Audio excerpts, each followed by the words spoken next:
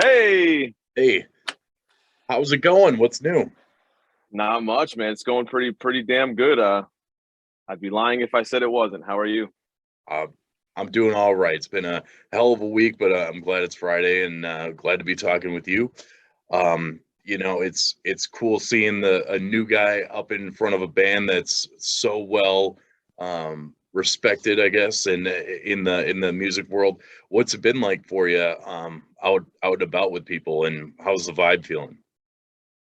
Really good. I mean, it's been a lot of work, honestly. It's coming into something like this. It's just been kind of I mean, especially for myself, but I think just for everybody involved, it's been kind of overwhelming and we know like we really got to dig in and we have a lot of work to do and we haven't even toured yet, so like we're really excited for that. That's coming up in a couple weeks here and yeah, we're just cautiously optimistic and really excited for the near future and beyond that and um we're ready to work, man. We're ready to get out there and reconnect with the fans, you know. For sure, it's been. I've been talking to a lot of people. Been like, "What's it like getting up on stage?" And have you done a show yet? You guys haven't even done a show yet, have you? No, we've just been like kind of actively rehearsing, going through like what our support set looks like, what our headlining set would look like. So we're just kind of putting all the pieces together now. And I can say that like even with the guys in their prior bands and me with my prior band and stuff and just the new setup that we have and um all the little nuances that we've really just been kind of digging into and making sure that our set is just um as top shelf as it can be and stuff. I think we're all really confident. It's crazy to everybody has their own mix and everything, but it's just crazy to hear everything back and everybody just kind of got their A game going. It sounds like the record in our ears. So That's awesome. I hope, yeah, it's pretty fun, man. It's exciting. You were saying like everyone's got their little nuances that you bring, and like with their old bands, the bands that you were in before, and maybe I'm a minority in this, but one of my first experience with you is from the Acacia Strain, Of and course, yeah. like I had never seen them before. You guys play, and it was the most like violent pit I've ever been on. How do all of like that pass for you, and then you got like Doc from like God Forbid, and all these like huge like mess them up type of metalcore bands. How's the practices been feeling? Like, are we bringing that energy? Are we sharpening up the elbows, or what are we doing? Yeah, as funny as it is, like the Bad Wolves, I think for everybody involved um, in the band, it's definitely a step in the lighter direction as opposed to the past that we've all had, like you said, God Forbid and Devil Driver and stuff. So like we're all metalheads at heart, and Bad Wolves is just like kind of our our softer place that we can kind of channel what we want to do that we couldn't do in our old like heavy bands and stuff. But yeah, we haven't, we're old guys that like soft, beautiful music, but we haven't lost our edge. It's weird. It's We weird still saying like that the Bad heavy Wolves. bangers. It's weird saying that Bad Wolves is your lighter, softer stuff, because like for a lot of people, like that's hardcore stuff, It's about man. as And heavy as it'll get, right? Yeah, I guess it depends who you're asking, but when it comes to our past worlds and stuff, it's definitely on the lighter side. So, and I think even kind of moving forward, it's something that like a song like Springfield Summer that we got to experiment with on this past record. It's something that we really kind of want to delve into a little bit more because it's just that's the kind we love pop music, we love country music, we just kind of want to like expand all those horizons. And I mean that's not to say that we're not going to keep the heavy stuff. Obviously, we're like I said, we're metalheads at heart, so we're always going to write heavy stuff. But when we do write something heavy, we want it to be heavier than the last. And when we do something softer or more beautiful, we want it to be we kind of want to just keep expanding those horizons. So I sure, think that's one of my favorite things coming from Acacia Strain and being in a band like this now. It's like there's no rules. We could just do whatever we want. So that's what that's makes it fun.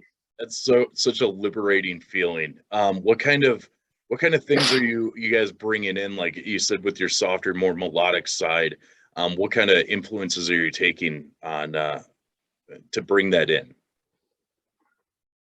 I can't speak for everybody in the band because we all kind of have eclectic music taste and stuff. But on my end, I love a lot of pop, man. I listen to a lot of Charlie Puth, even like the newer Bieber stuff. It's just like it's no shame in my like. I love all that stuff, and it's just super catchy, and it's just music that's like it's not easy listening, but it's just easy to listen to. When you're used to having loud metal or something. So that's the kind of stuff that I definitely love. Okay.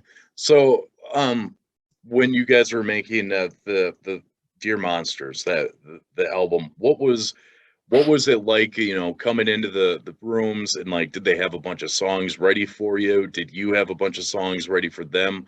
Or was it a pure collaboration type of effort? So when I came in, the record was about halfway done. Um, and then once I finally came to track in LA with the bands, it's like a team of producers. It's Joseph McQueen and Josh Gilbert. So they run the Studio Sparrow sound. So once I came in to do the vocals for the record, that's just like really when we kind of started putting all our heads together and changing melodies and lyrical content and even beyond that, like just instrumentals. That's when we all started kind of just bouncing stuff off each other and kind of feeling that like in the same room chemistry. So yeah, a little bit of both collaborative and like kind of prefab. But that's kind of the exciting part. It's like now moving forward, we already have songs written for the next record, and even some B-sides and stuff from Dear Monsters that we may revisit and stuff. So it's like on Dear Monsters, we kind of just scratched that surface, and now we'll really get to full on 100% collaborate for the next record, and we've already been talking about it, and we're excited about that as well. So it's like every step that like a normal band would take that's been together a while, it's like we're taking all these new steps. So it's like every month there's like a new honeymoon. It's fun and exciting, and um you know it's work, but it's fresh, and we're all having a great time. So That's so cool. You already got some stuff ready for the next album. I think that's, in the world where we live in, everything gets consumed so fast. Like burnout is really quick. I think, like knowing, and especially when you go out on the road, because I'm sure you got a big long tour lined up, right? yep.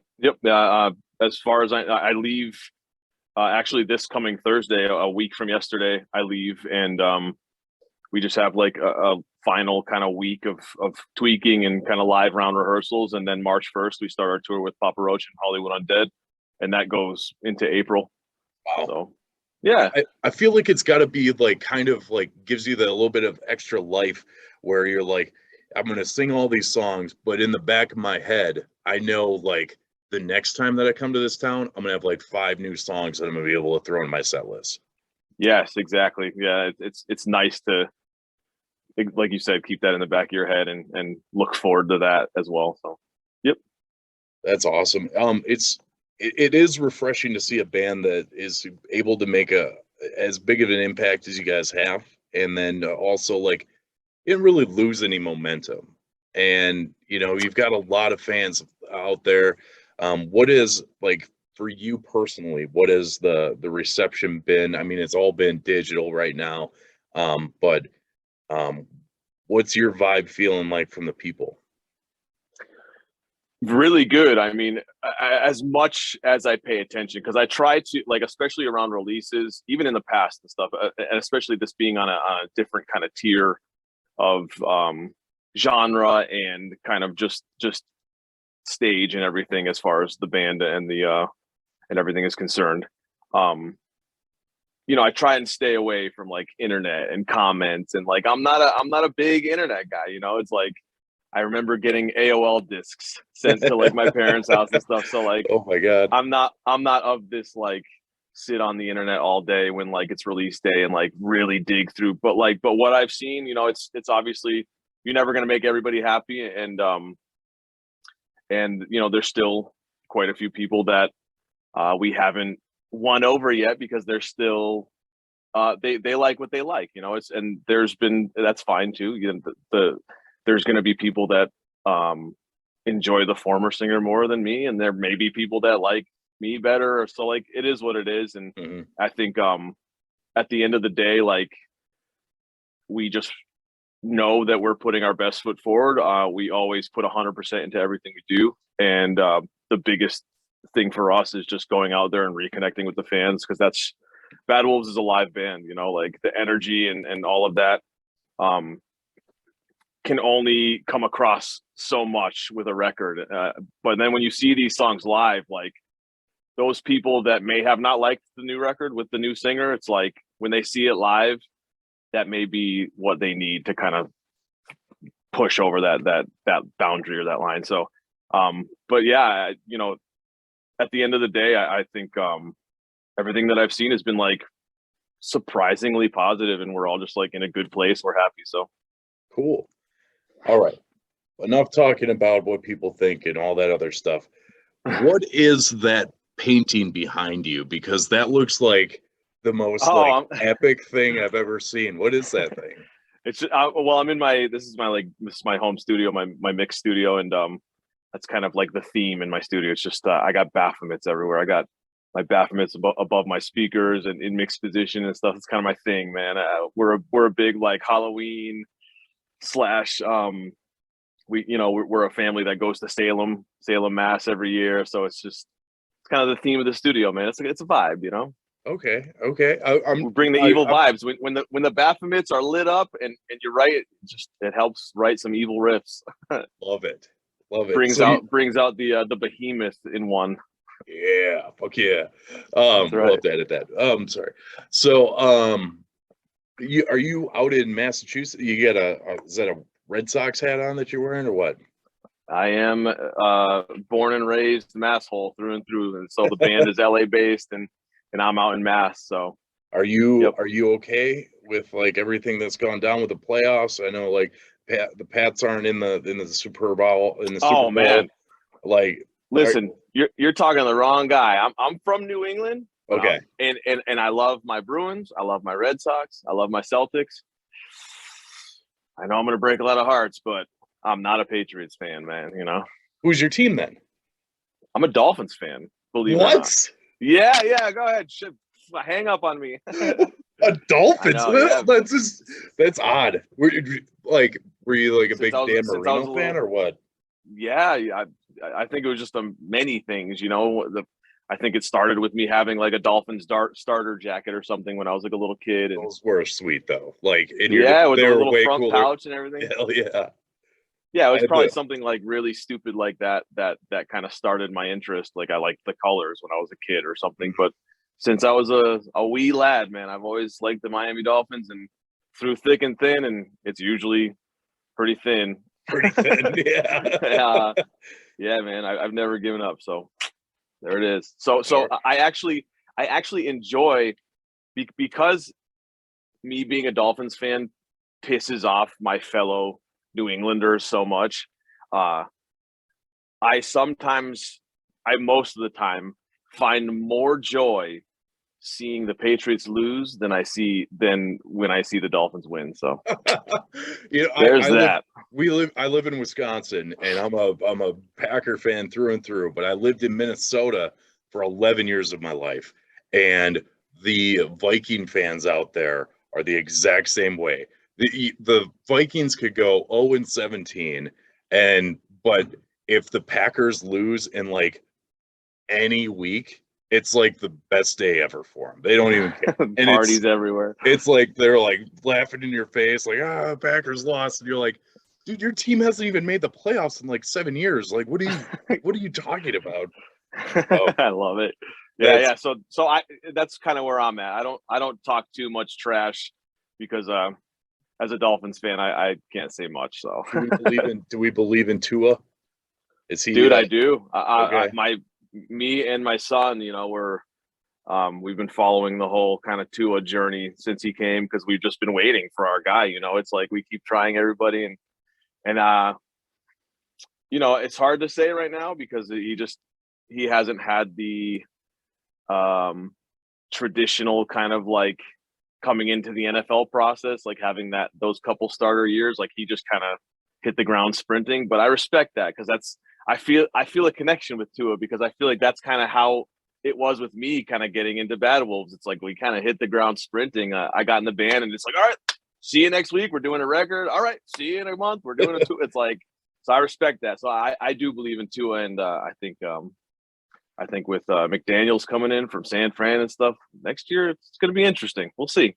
Okay. As long as they beat the Patriots, all right. There we go. I'll pull with you on that one. Who do you got going? Who do you got winning this weekend? Bengals or Rams?